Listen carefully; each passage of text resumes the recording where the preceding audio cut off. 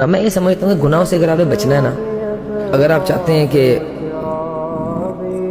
आपकी ज़िंदगी के अंदर कोई रिफॉर्म्स आए और आप बेहतर इंसान बने और दीनी करीब हो, तो मैं समझता सिर्फ 6/3 की कब्र को याद रखें कि one day you will die, और जाते साथ ही आपका हिसाब किताब शुरू है। दुनिया के अंदर आपकी हर ज्यादती का, हर नाइंसाफी का, हर बुराई का जाते साथ हिसाब है। और ये हमें नहीं पता कल हमने जिंदा रहना या नहीं रहना इस बात पे, लेकिन हमें पूरा यकीन है कि हमने जब कब्र में उतरना तो हमारा हिसाब शुरू है और ना खत्म होने वाली जिंदगी है। 5 मिनट एसी के बगैर आप कमरे में बैठ जाएं, 5 मिनट एसी के बगैर कमरे में बैठ जाएं, आपकी हालत गैर हो जाती है। सही। तो 6/3 की कब्र के अंदर ताहयात ना खत्म होने वाली जिंदगी आप गुजार लेंगे अपने इस किरदार के साथ, अपने इन रवैयों के साथ, अपने इन इखलाक के साथ आप गुजार लेंगे 6/3 की कब्र के अंदर पूरी जिंदगी। सही बात।